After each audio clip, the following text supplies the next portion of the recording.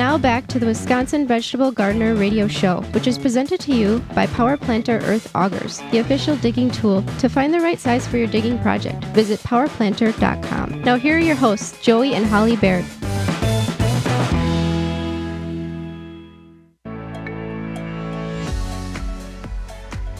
Katie Elzer Peters is an author, copywriter, editor, blogger, and gardener.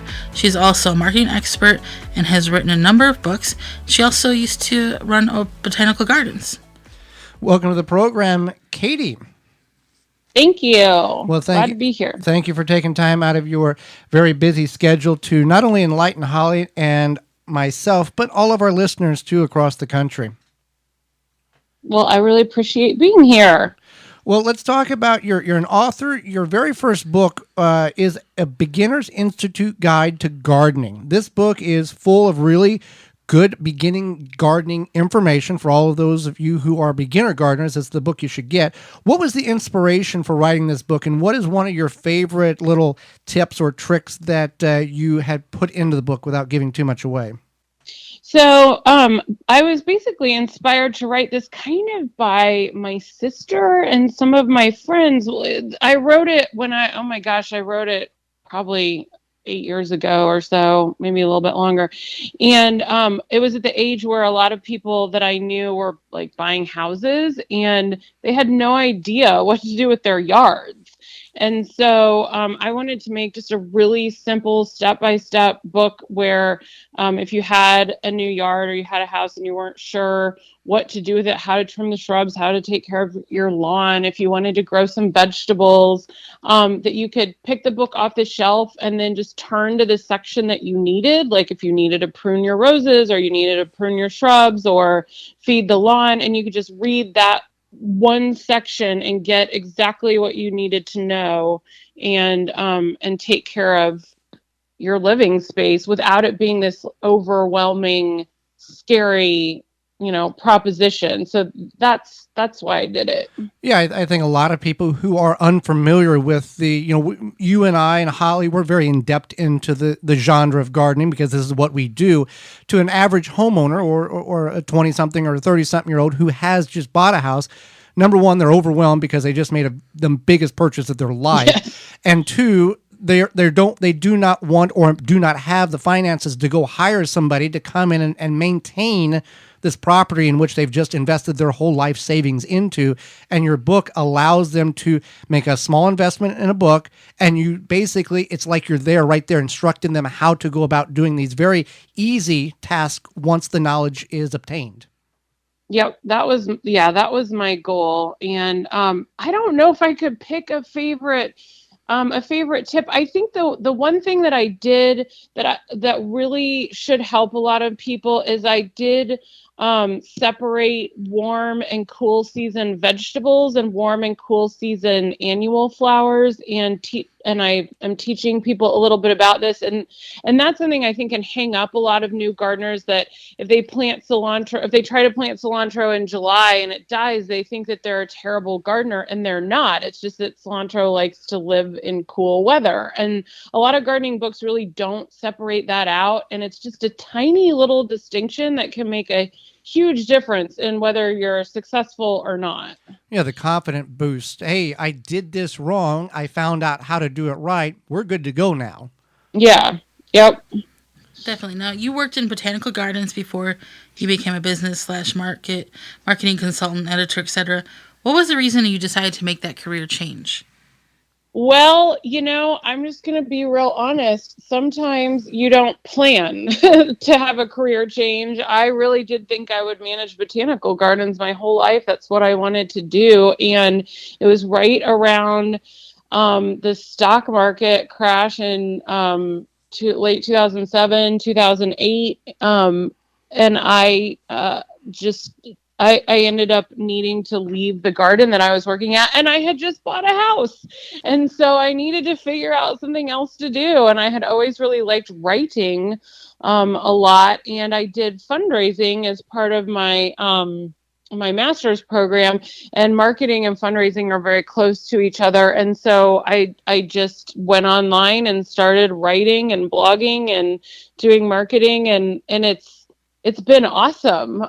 Just kind of, turn around, and what it's let me do is I can reach a lot more people now than just working at one garden. So I guess a message for our times would be, particularly right now, when something changes, there is always an opportunity.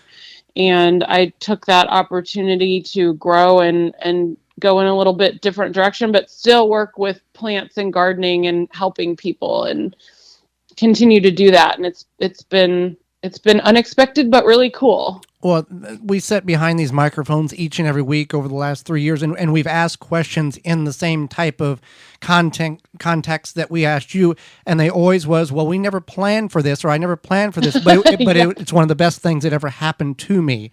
So It truly is. sometimes Yeah. it's best that we don't know what's on the door that we're going to open, because Yep. if we didn't know, if we always knew what was behind that door, many of us would not take that jump, and we'd set to where we have been confident, and we didn't want change, and we'd be too scared to make a move forward. Yeah.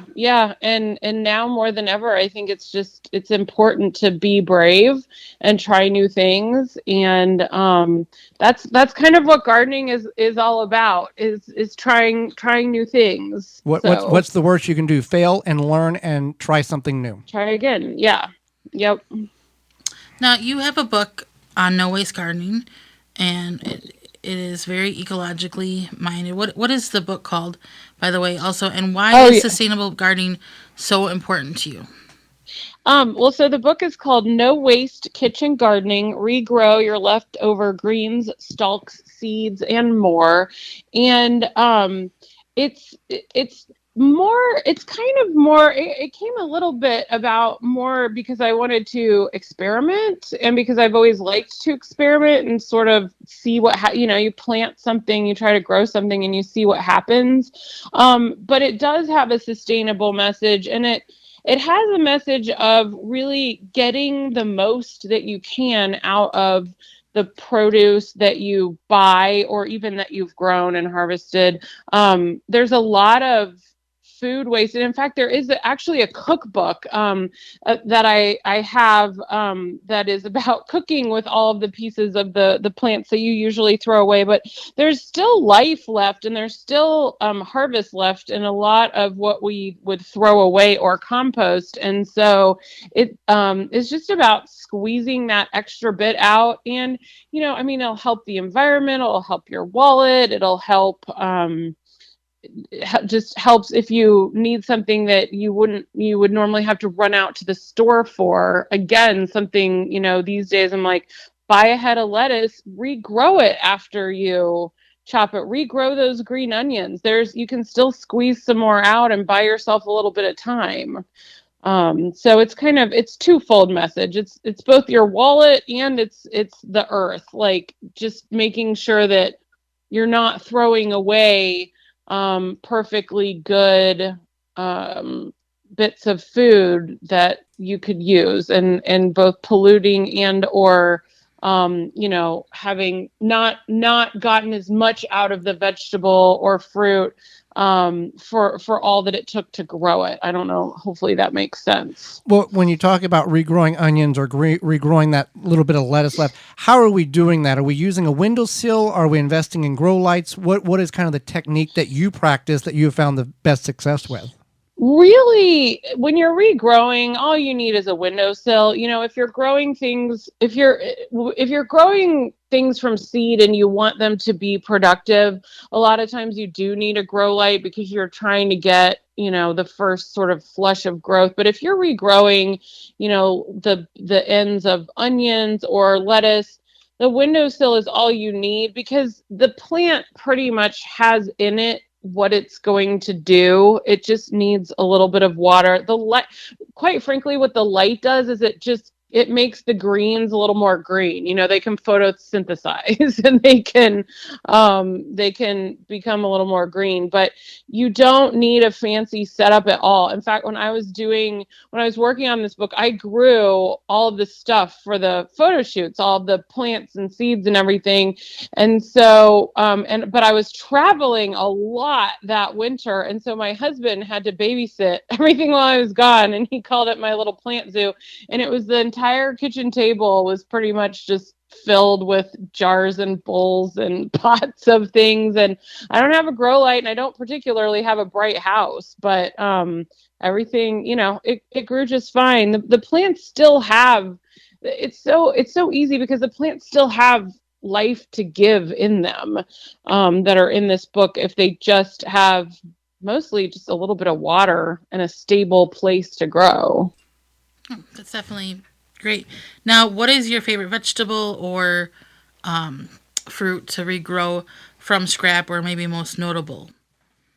Well, I'm very proud of the blessed sweet potato that's in the book. I love, it's kind of fun because you can almost grow it as a house plant, but in terms of actual utility, I think that regrowing head lettuce and regrowing, the like green onions or scallions gives you kind of the most bang for your buck, and can truly be actually like helpful. It depends on how much you consume, but I mean, I eat a ton of lettuce, and so for me to be able to regrow those little lettuce heads actually made a little difference. And then green onions, it's just so convenient to have them on your countertop as opposed to having to like run out and buy them. Well, absolutely. Now, we embrace failure as gardeners, and I'm sure you're familiar with Shauna Coronata. She's made it very well known Yeah. on this program that you're not a real gardener until you've killed at least 1,000 plants. So Yeah. there's many of us in that category. What is, and we use that failure to grow from, no pun intended. What is a garden fail that you've experienced in your growing that really has taught you something pretty unique? Well, I was thinking about this today because I feel like I've had so many failures. But there, one thing that comes to mind is that I am not always great about spacing with plants. Sometimes I tend to plant them too close together, particularly like shrubs or trees.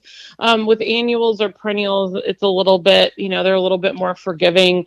But the idea of really needing to look up what the size of a tree or shrub is going to be after it's been growing for several years, and trying to honor that when you plant it, particularly as I've been living in the South where it seems like nothing ever stops growing. If you plant stuff too close together, it will engulf your house. You just kind of end up with a jungle.